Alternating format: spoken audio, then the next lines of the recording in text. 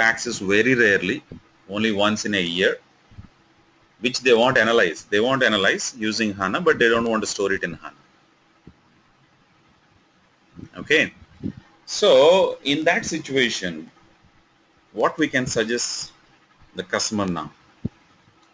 So where to store this 2 TB data and where to store this 8 TB data? So 2 TB data we can suggest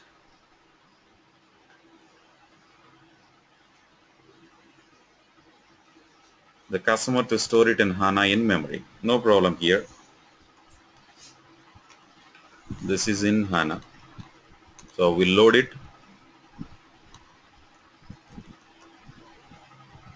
and store it in HANA database.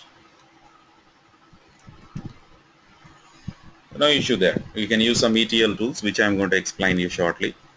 So then after loading the data using those ETL tools, then you can build models and go for analysis. But where to keep this 8 TB data?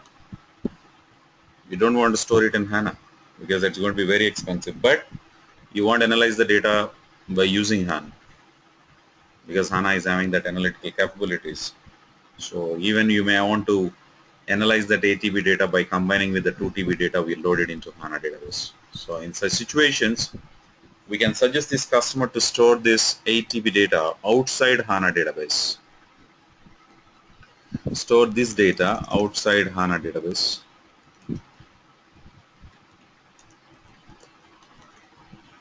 So where is that outside HANA database? Technically, we use the term in nearline storage. You might have heard about this term, NLS, nearline storages. Outside HANA database, anywhere you can store the nearline storage systems. For the nearline storage, we can use any software. Any software. You can use nearline storage, Hadoop. You might have heard about Hadoop. So you can go with Sybase IQ. You can go with the Teradata, whatever it is. Oracle, SQL, whatever the customer prefers to have.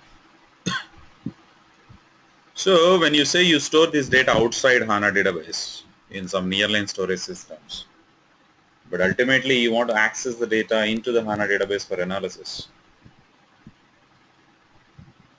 Without accessing the data into HANA database, you cannot think about analyzing it. So then how do you do it? So basically you need to connect to that nearline storage system, which we call it as remote source.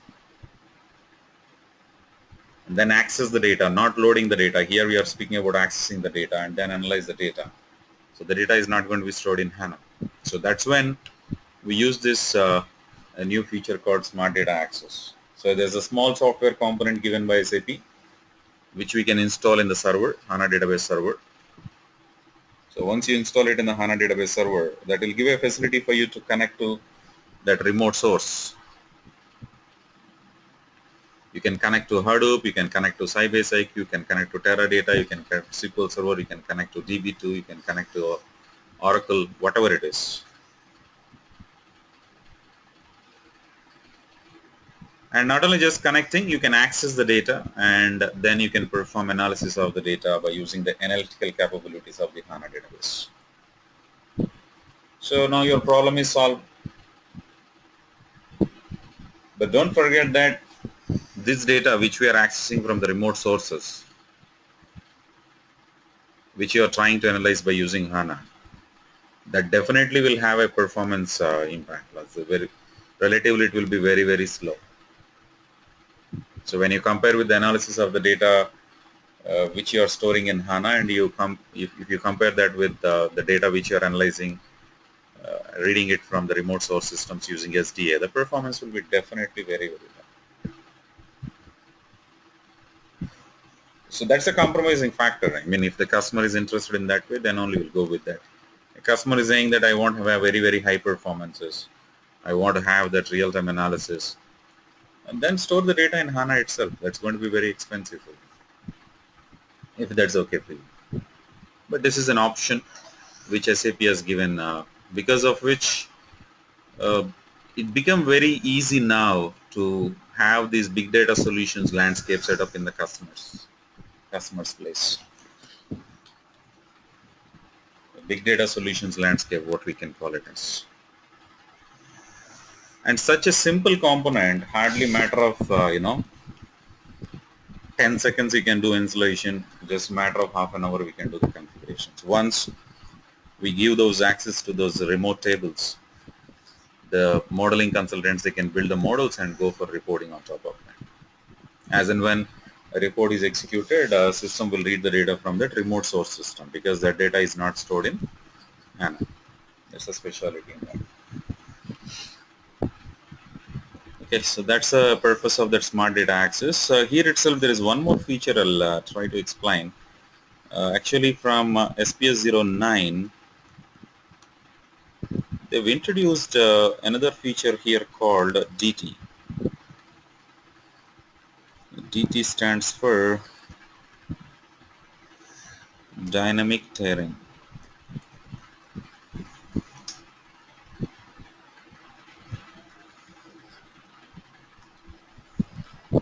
This is a new feature actually they've introduced in SPS 9.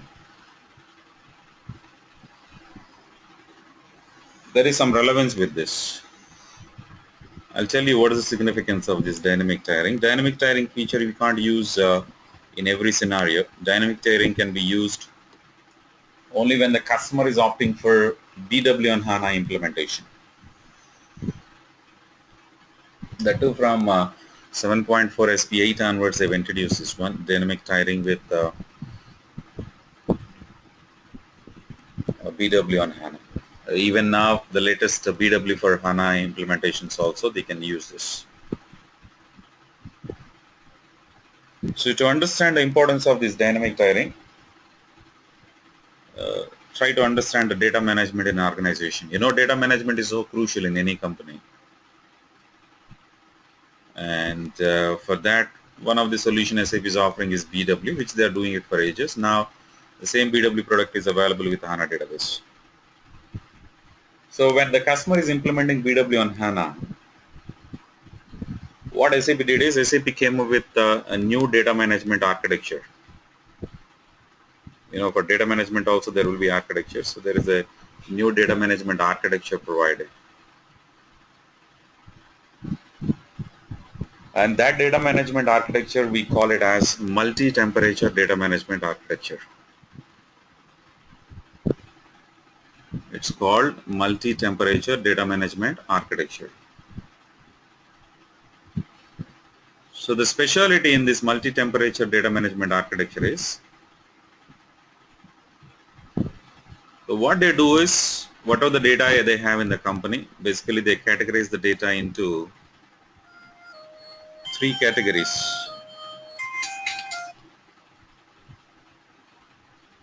So they categorize the data into three. One is called hot data. Second one is called cold data, and third one is warm data.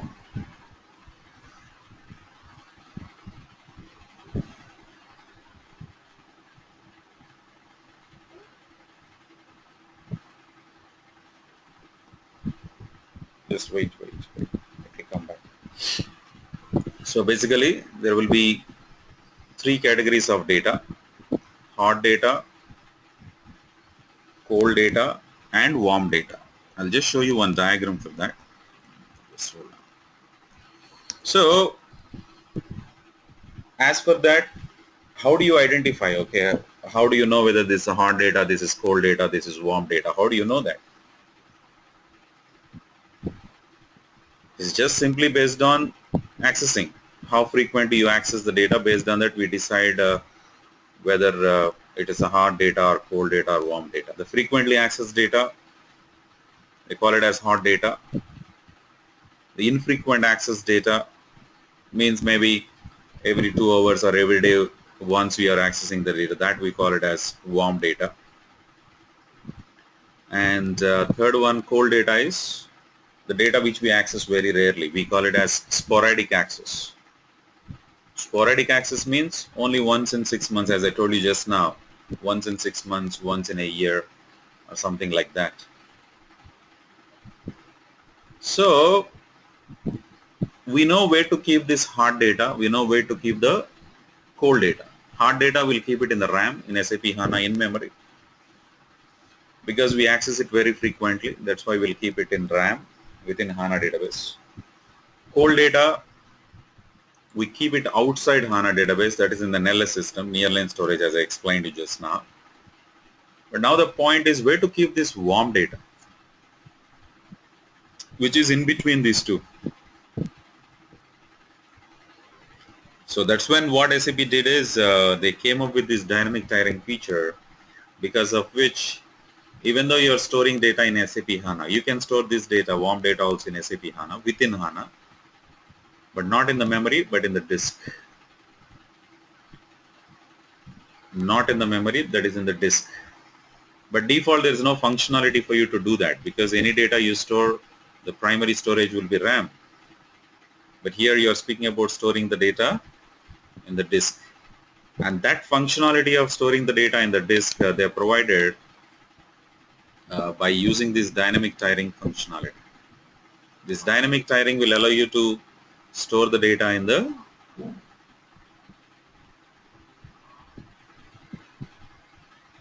disk. So that's a specialty you'll be having in the dynamic tiering feature.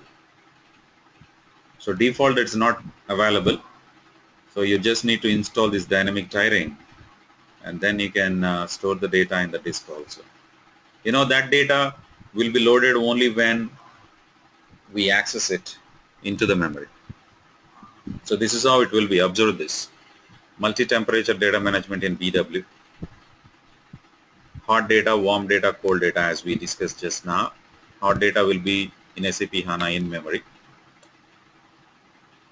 No restrictions, all features will be there. Whereas cold data is sporadic access, which is not stored in HANA, that will be stored in the nearline storage systems. And this nearline storage system data we access by using smart data access. And this is something new. Warm data infrequent access in SAP HANA, but on the disk. Only loaded into memory when accessed. And this is possible only by using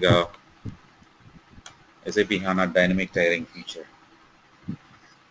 So if the customer is opting for that, a customer is opting for BW on HANA or BW for HANA implementations. Now they want to have this kind of functionality. So what we can do is we can install this dynamic tiering feature, and we can allow them to implement that kind of functionalities in BW on HANA solution. So see how the things are moving, what kind of features SAP is coming up with. As and when situation demands, they're coming up with some lot more options, which are so effective, so useful for the customers. Particularly when you're dealing with the big data in the companies, these kind of features are so crucial. Okay, so there is some relevance between these two. That's why I explained. Actually, STA was introduced way back in SPS 05 itself, whereas dynamic tiering is introduced only recently from SPS 9 onwards. Okay, so just small additional software need to be installed there. In fact, latest BW for HANA is having such kind of mechanism. We don't need to decide what is hot data, cold data, what is hot data and warm data. Cold data we decide and keep it outside. Hot data, warm data, automatically the BW is having such an intelligence. It can identify which is frequently accessed data, which is infrequent access data, and it can manage it so easily. So that kind of automation mechanisms they've introduced in BW for HANA. That's the latest BW version you have. Okay, not only this, there are a few more software components SAP is offering, like you have something called AFL, Application Functional Libraries.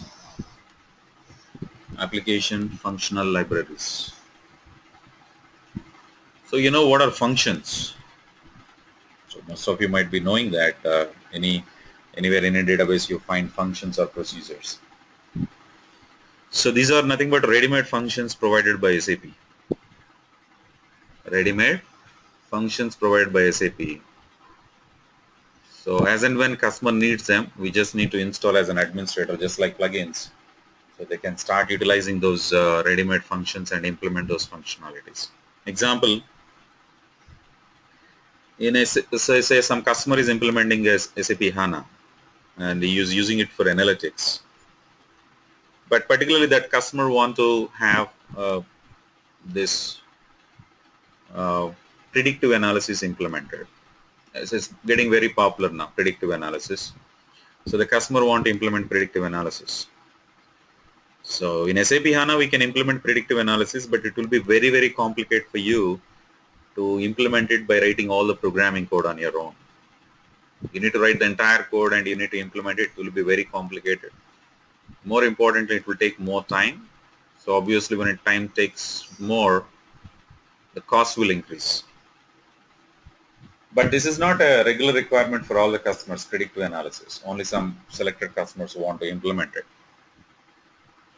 So in such cases, what we can do is we can install this AFL. Part of this AFL, there are some ready-made functions provided by SAP. Under AFL, there will be sub areas. One is called Predictive Analysis Library, PIL they call it as. So that is having a lot of ready-made functions to implement that predictive analysis. So what these developers can do is they can utilize those ready-made functions provided by SAP and implement that predictive analysis relatively easily. And the cost will come down for the customer. In such situations, these application function libraries will be really helpful. There is something called a predictive analysis library, business function libraries will be there. So which can be utilized by these modeling consultants or the development consultants. So they'll inform you, okay, hey, I'm going to implement predictive analysis, give me those functions. You just need to install AFL and leave it there. They can take care of from there. That's the advantage of knowing that. And similarly, SAP is providing something like, HANA answers. Somehow this feature is not continued by SAP. Actually, it was introduced in SPS 08.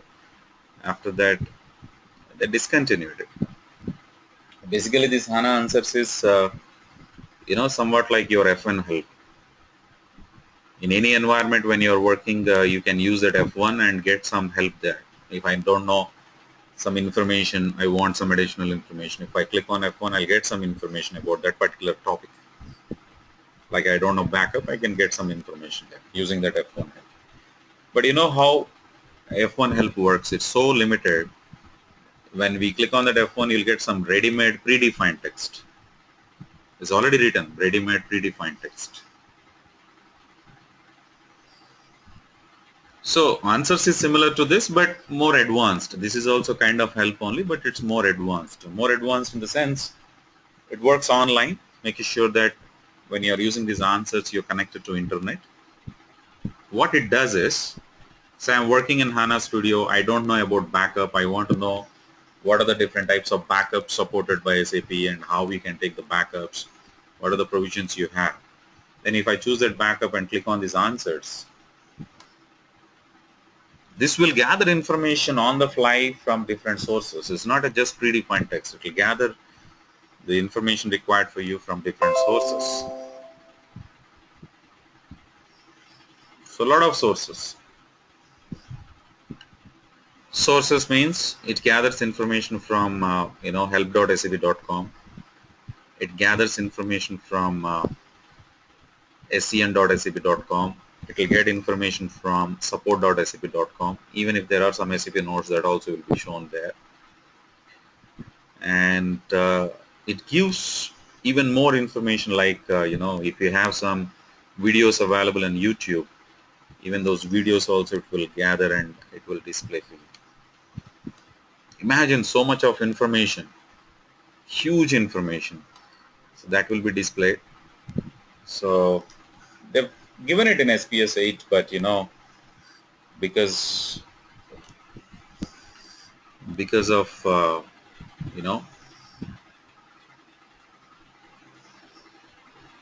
so much of information displaying in the HANA Studio, it's becoming more of a distraction for all the people. That's the reason why somehow SAP has discontinued it and not supporting it anymore. Okay.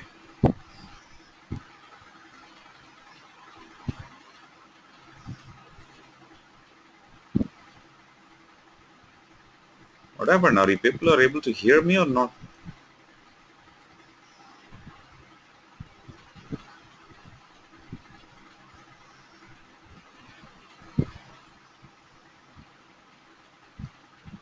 So this is one feature which SAP has discontinued, HANA Answers. It was useful, but too much of information displaying in HANA Studio is making this working environment more complicated.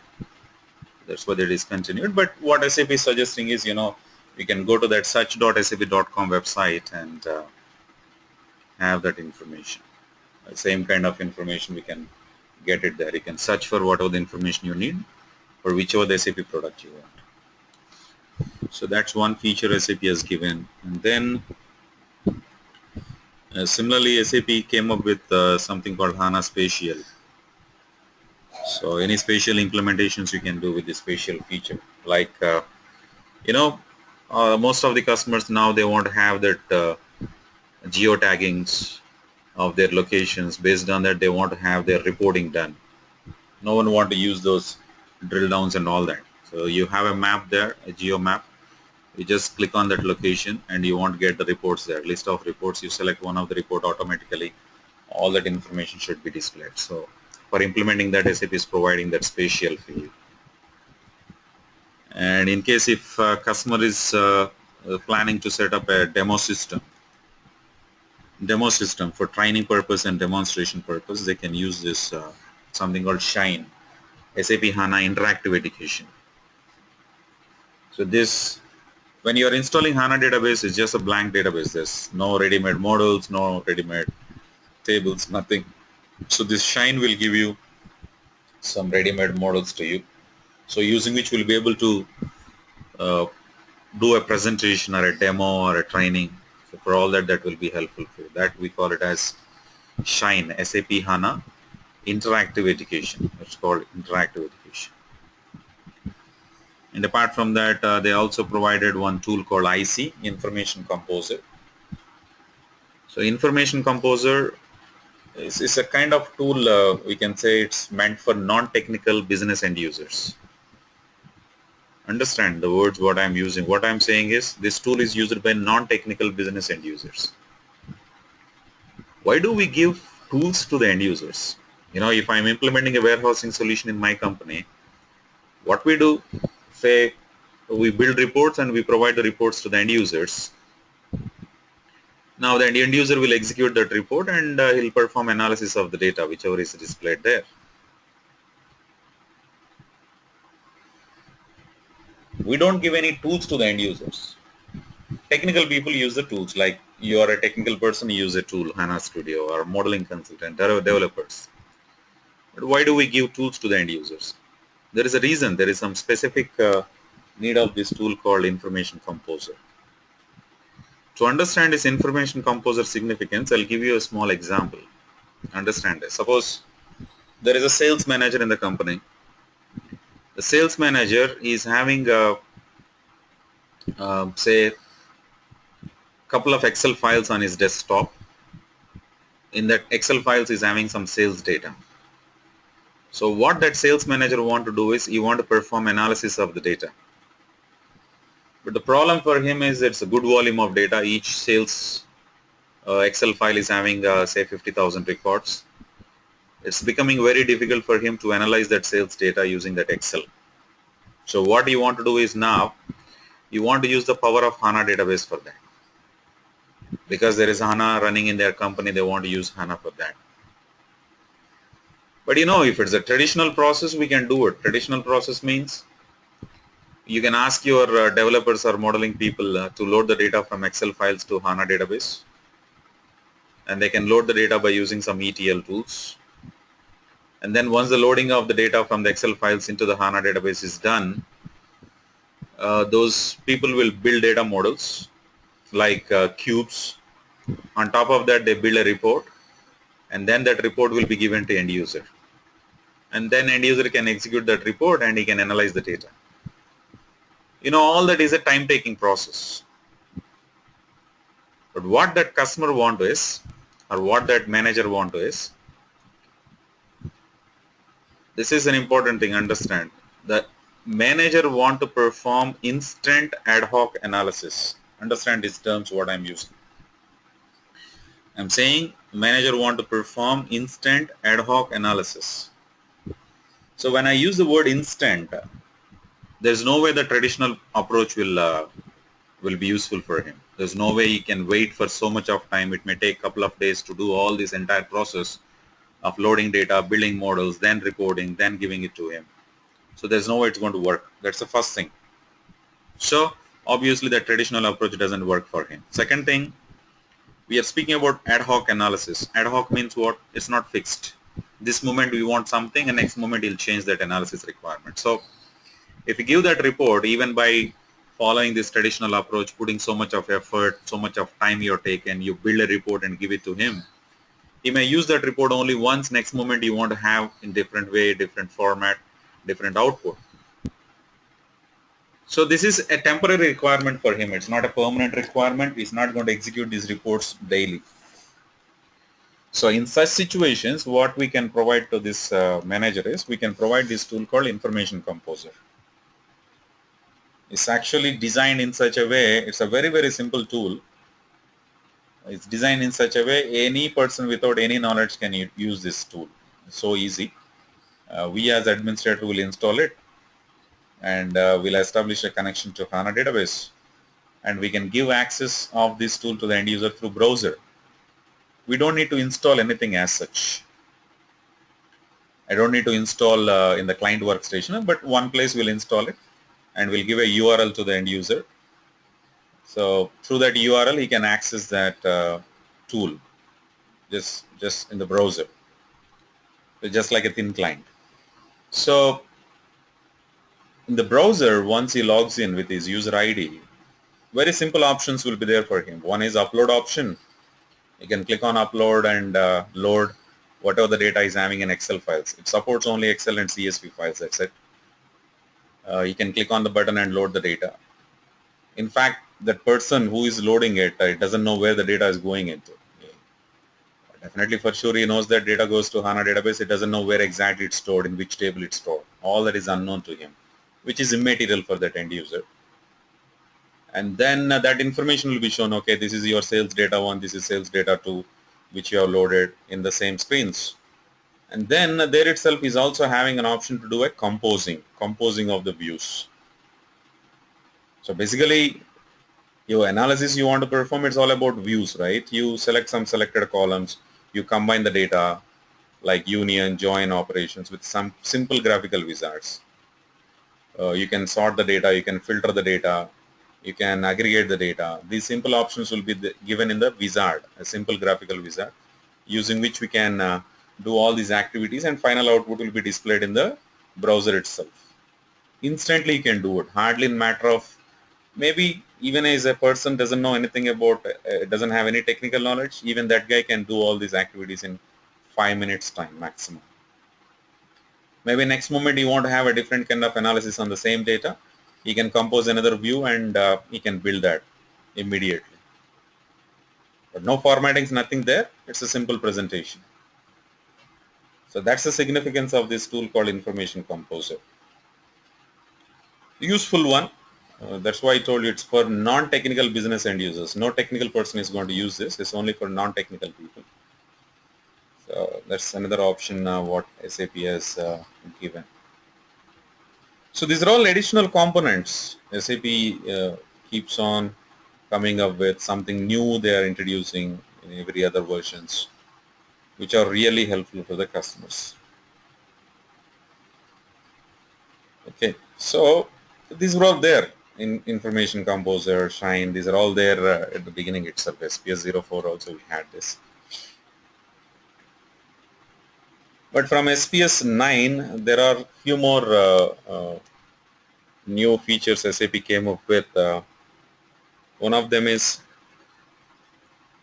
Actually, this is a new software SAP has introduced called Hana on Power. This is from SPS 9, Hana on Power. So what is this Hana on Power? So initially when SAP has launched HANA, at that time IBM used to be one of the certified hardware vendor, certified vendor. But I don't know how many of you know this. SAP, this IBM hardware division, that entry level hardwares and all this hardware division was acquired by Lenovo. So that's why now if you go and see, Lenovo will be one of the certified partners. Lenovo appliances will be there. Actually, they're all, earlier they were all IBM appliances. So that entry level, the mid level and all that. But now after that all over, then IBM actually they came up with new kind of hardware architectures. Now they introduced a very high-end hardware called IBM Power Series systems. You might have heard about it, IBM Power Series. You can go and search IBM Power Series machines. Very high-end. You know, one single CPU will have somewhere about say uh, 64 core, 64 cores, one single CPU, even more 80 cores, 124 cores. Very high-end machines. So IBM came up with those power series systems. Then some customers were interested in using that power series systems. But the problem they face there is when it comes to that power series systems, whatever the HANA software SAP is providing, which is compatible to run on those appliances, certified appliances, it's not compatible to run on IBM Power Series systems. The compatibility was not there. So as there is no compatibility to run on Power Series systems, then these customers have started asking SAP, we want to use Power Series systems which are even more advanced to your HANA appliances. We want compatibility there. Then that's where what SAP has done is SAP has introduced this HANA on Power. Means your HANA database server software only. It is HANA database server software, but it's compatible to run on Power Series systems exclusively. So only those customers who are using Power Series systems, they need to use this HANA on Power. That is something new SAP has given. Okay, that's also introduced from SPS 9. That's one thing. Then we have a few more small software components SAP has introduced. Apart from this, there is something called HANA Vora. These are all getting popular one by one, one by one. HANA Vora. There is no abbreviation for that, HANA Vora actually. I'll tell you what is the importance of that HANA Vora. See, just now we discussed about a situation like this in the company, okay, where we are using SDA and providing a solution for that company, where 2 TB data which they are accessing frequently, they want to store it in HANA in memory, 8 TB data outside HANA which is sporadic accessed. But now the customer is having the entire data, the total data is having in Hadoop. Assume that. Whatever they have the data, they have it in Hadoop only. What they want to do, whatever the data they are storing in that Hadoop file system, they want to analyze it now. They want to perform analysis of the data. There were some analytical facilities available which they use on Hadoop, but what they want to use the analytical capabilities we have in HANA. See the speciality we have in HANA. HANA is not just a database software. Within that database itself, they are given a lot of additional functionalities also. This is one of that. There is an analytical engine embedded into that, which will give you a lot of analytical capabilities, highly advanced analytical capabilities. So what that customer want to do is, they want to store the data and keep the data in Hadoop only, but they want to analyze the data by using HANA analytical engine. They want to utilize the analytical capabilities of HANA. You know, the problem what customers like this have faced is, if they want to go with that, First, they need to purchase the HANA database server licensing. They need to buy that database server licensing and then use SDA, access the data into HANA, analyze the data by using HANA. The point to be noted here is they are not storing data in HANA. They don't want. They want to analyze it, but they don't want to store it.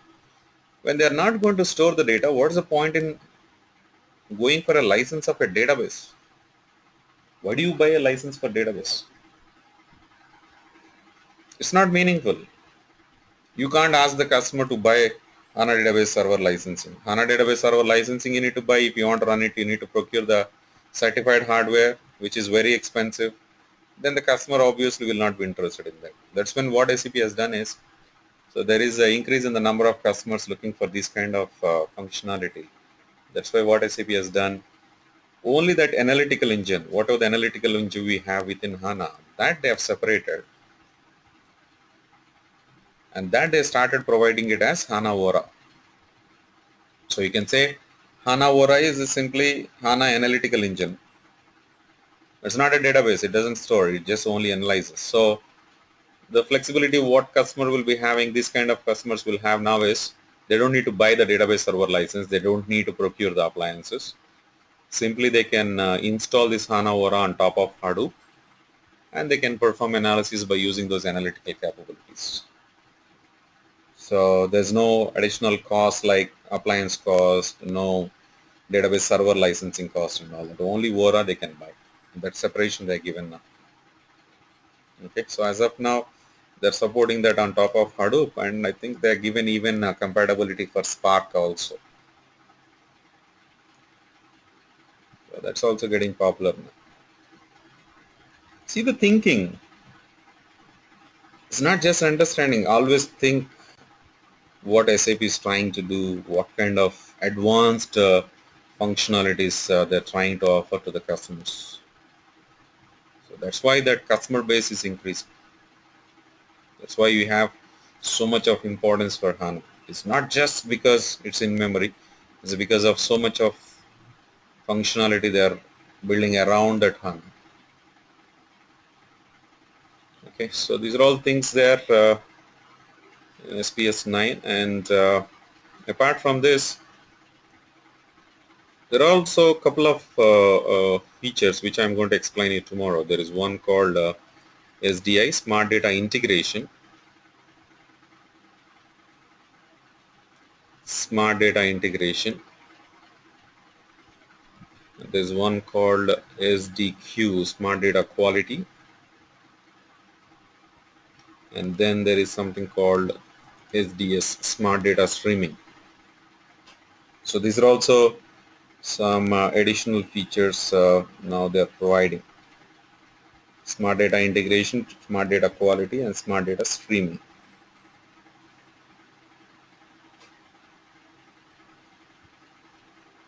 So these are also there, part of it.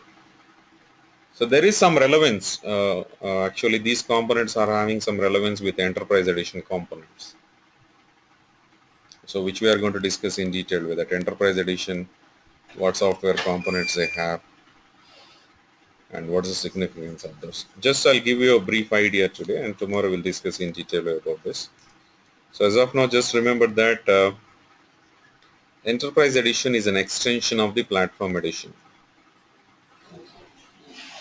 Enterprise Edition is an extension of the Platform Edition. Understand that. We are saying extension of the Platform Edition. One meaning of that is, if I procure Enterprise Edition licensing, apart from all those Platform Edition components, I'm going to get a couple of more.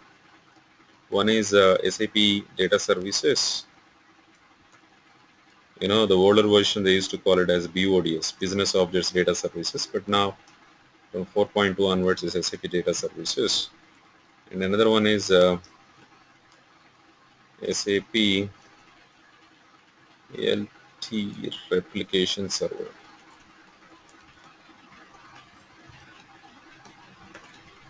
Simply we call it as SLT. SAP Landscape Transformation Replication Server. We simply call it as SLT. So these are the two additional software components what you get part of the Enterprise Edition. So basically, these are all relevant. Data services, SLT, SDI, SDQ, SDS. There are a couple of more I'll explain you. There is something called DXE, which is not shown in this licensing. There is some specific reason behind that. There is something called SRS, Sybase Replication Server. That's also not shown in this licensing, because for that also there is a reason, which we'll discuss. I'll explain you in detail what is the significance of those ETL tools and why SAP has given so many different ETL tools. What is the specialty we have in those ETL tools? So basically they are meant for extracting the data from different sources and loading the data into the HANA database, so that once you load the data, you can build models and go for analysis of the data. So that's the significance of those additional tools what SAP is offering to you. Okay, so those few things we'll discuss anyhow in tomorrow's session. So tell me any doubts you have in these things what we have discussed today.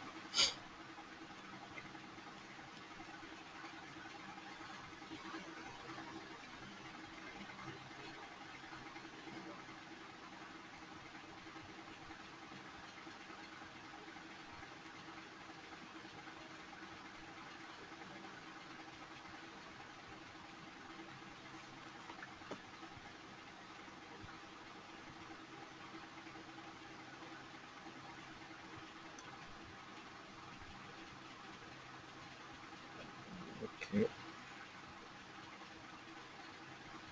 SDA means Smart Data Access, which will allow you to access any remote source data from Hadoop, Sybase IQ, Teradata. Outside HANA database, any data we have, we can access into HANA for analysis. Not loading, only accessing.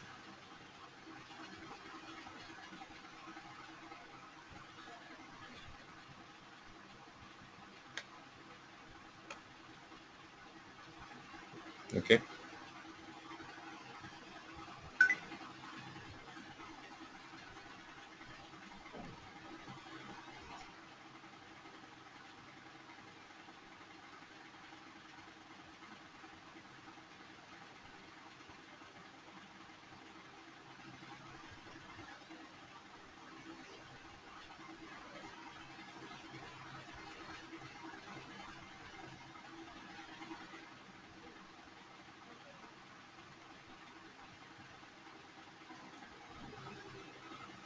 Yeah. Anything else? Any more doubts?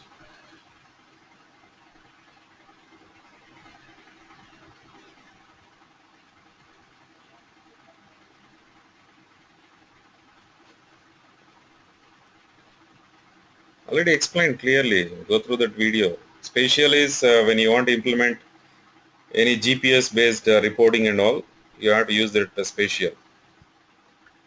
So now the reporting is done based on the maps.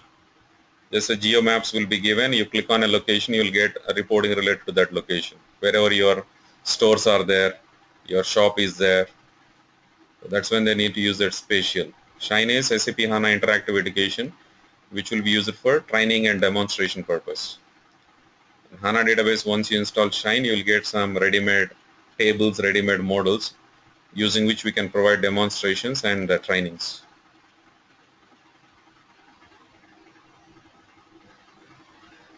Okay, okay. No problem. Recording it will be clear. You can just check that once.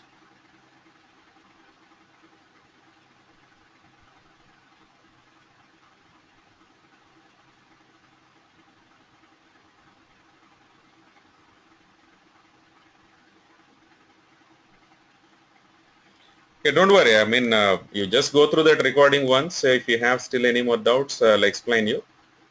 And before discussing on those remaining, what are the components I shown you here in this list and the significance of those components. Okay, then once after clarifying your doubts only, we'll continue with that if you have still any more. Okay, okay then, we'll catch up tomorrow. Same time. Bye.